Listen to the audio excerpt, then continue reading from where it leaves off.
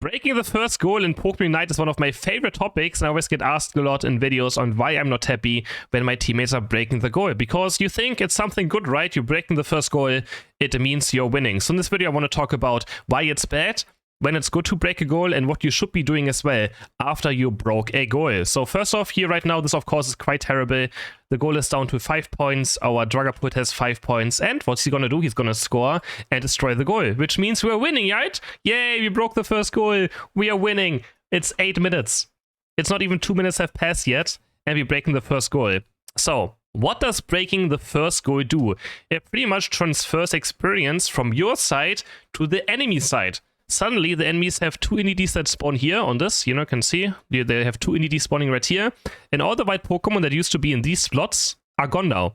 Which means that we have to go up here. They also get this Baltoy at the same time. We have to walk towards their side if we want to continuously farm experience. Or there's nothing else left for us. Also, the Altaria spawn at some point will go from here towards here. So we just transfer all the experience of all the white Pokemon down to the right side into the safe side of our opponents, which, in the long run might bite you back because they're just able to farm experience until late game very safely without having to run out. And also means that I'm stuck now on level 7. If you're winning the lane, right? If you're winning bot path, you can farm that experience, and then I would be level 9. I could just get experience because I'm so far strong. The enemies have no chance now on bot path because I'm very far ahead. I'm level 7, meta grows. If they walk up, I will either kill them or I will get the last hits, which means I will get level 9 quite fast. So what is the advantage of breaking a goal? Well, it opens up you to chase your opponents down, right? They have to walk up now very unsafely to get towards this objective. That's the one positive part about breaking a goal. The second positive part, if the enemies have a Hooper with Hyperspace Portal, you can now stop rotations. So breaking the first goal against Hooper, I wouldn't mind this too much, right? If the enemies have a Hooper with Hyperspace Portal, I don't mind if my team breaks the first goal. Then it's like quite okay, right? But so the only thing it does, right, it opens up this window for this objective. So now we take a look at this scenario. Our jungler's ganking bot path, and we actually end up breaking the goal at 7 minutes, which is okay. Still not optimal because I could still farm much more, but I don't mind it too much. But at this point, you have to go for the bottom path objective. And now Zoomer is just going to leave and leave us down here. So the enemies still have a chance. If you break the bot goal, which means you're going to lose experience in a long time, you have to still get the Reggie to make up for the experience loss you're going to have over the next few minutes. So don't just leave. I see Love Sand area Pokemon, they come towards bot path, they gank, they break the goal, and then they leave towards top and never come back bot lane. Make sure your team is able to secure it, because as an MU as well, like, it's very difficult for me to just 1v1 the Reggie, so we still have to fight our opponents right here without our jungler Pokemon, and it could have backfired if the enemies even show up as, a few more. So it's quite difficult, and yeah. Make sure that you go towards the, Regis after breaking the goal, at least. Let's talk about another scenario where I think it's fine to break the goal. So we figured out breaking a goal is okay if you can go for the objective, if they have Hyperspace Portal. But I think it's also okay to break the goal if the enemies break it on the other side.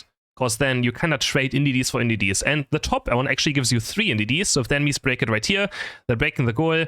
All these 3 spawn. So top actually gives you more experience than bot as well.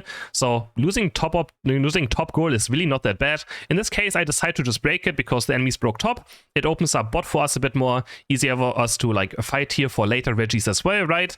Of course, we could have had an overcap, but sometimes it's still better to just get rid of a goal instead of overcapping. And this allows me also to recoil, to walk back towards top path to defend the Regieleki push now, without having to worry about the enemies just taking all of this experience that's going to spawn on the next rotation, right? The enemies could just go here, farm out of this, and then go for this goal as well. And suddenly, my team is like, oh, we're down 2 goals, let's FF, right? That's also something, honestly, it's kind of dumb, but breaking goals, ruins the mental of the enemy team a bit as well. If you lose 2 goals early on, it's actually not good for you to break 2 goals early on, but it's kind of goes in towards the head of the enemies, and they might be more likely to surrender, which is pretty dumb, but, that's just how it is sometimes. So, yeah.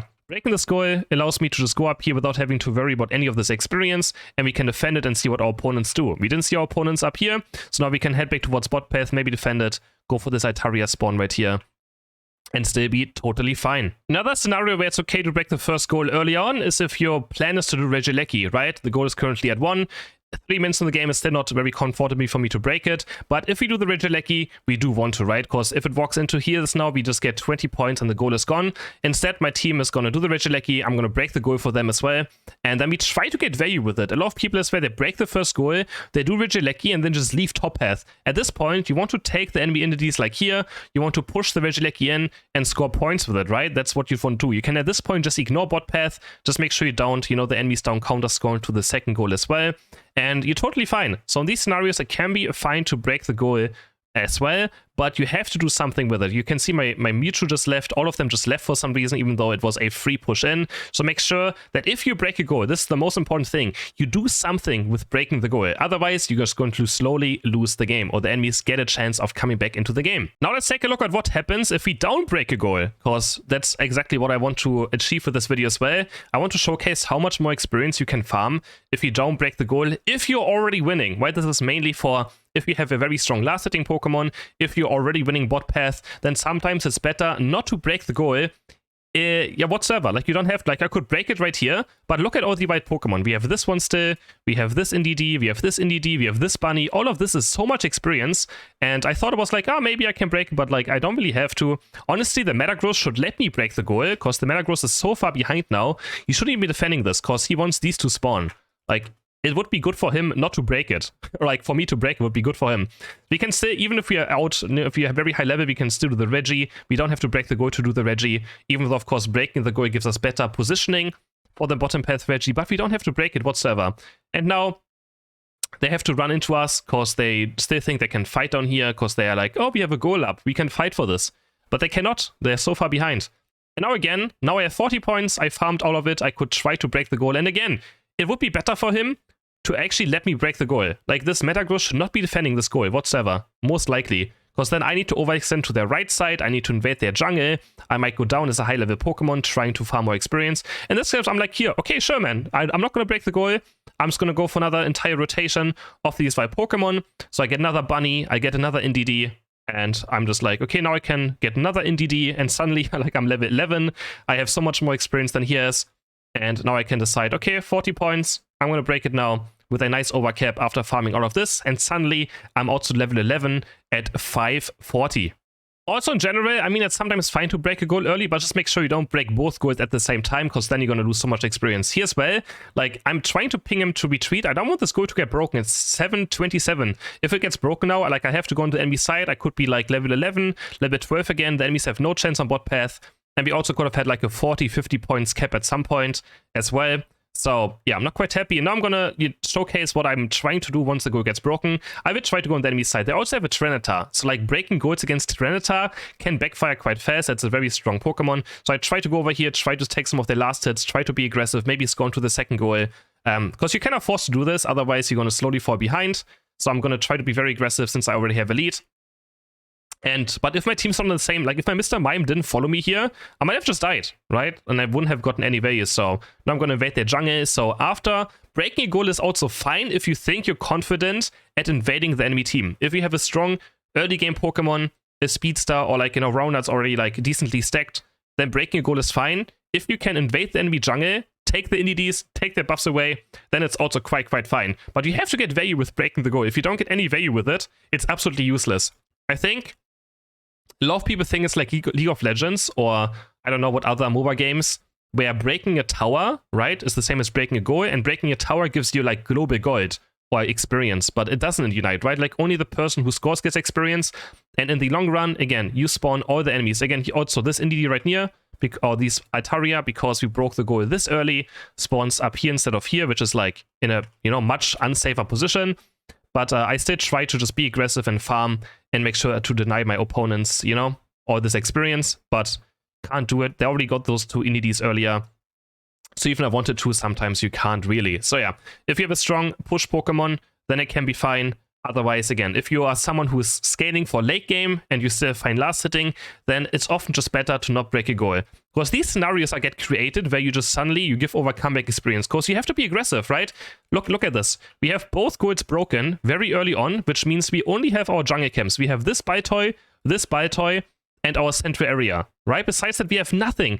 Altarias are going to spawn on their side. They have 5 NDDs that spawn every single minute for the rest of the game. So if we want to do something, we have to dive onto their second golds, which can be quite risky and can give over a lot of comeback experience, right? So you got to be very careful. As I'm here right now, like I try to make something happen because we have nothing else that we can really do to like stay ahead now. If we just do nothing, the enemies will come back into the game with Tyranitar, and then we also risk giving over comeback experience at the same time. And for the last example, I also want to use a tournament as a showcase on why breaking goals, I think, should not always be the case. So currently we have 2 teams right here, 2 very good teams. We have a level 7.5 Blastoise and a level 6 Mimikyu. This Mimikyu had no chance so far and got absolutely destroyed. But now Blastoise breaks the goal without even doing anything with it. So we're not setting up a Regieleki because the team decides to go for this, which means Mimikyu gets all of this for free and gets a way of coming back into the game. Blastoise could have been level 9 if he just didn't break it and just... He's very strong right now, so he probably is going to get every single last hit right in this scenario. But now we just allow Mimikyu to come back into the game and actually be part of it. It was very far behind, like almost 2 entire levels, but now it can stay top, it can do this, it can go for this. Since Blastoise is not going for the Regieleki, it will just come back slowly into this game. And at some point, if we fast forward, of course, Blastoise goes bot path, but his team was already winning it anyways, even without Blastoise. So he kind of just gave Mimikyu a free way coming back into this game, and suddenly, Mimikyu is actually higher level than the Blastoise. So even these scenarios, like breaking the top goal, it didn't do anything. Blastoise could have just stayed top lane, increase the experience lead, right? Because in general, also sending 5 people down towards the bot path objective is not really a game-winning play. Most of the time, you just want to make sure the enemy top laner is gets set very far behind. But you can see that he broke the goal, and suddenly the Mimikyu had a free way of doing anything. And Blastoise was like, what am I going to do now? What am I supposed to do with this? So he just runs bot path when the fight's already over, because nothing else is there to be done on top anymore. So yeah, I hope this video was helpful. Let me know in the comments if you agree with these takes on breaking the goal, and if you want to see more videos like this. Hope you guys enjoyed it. Don't forget to like it and subscribe to my channel.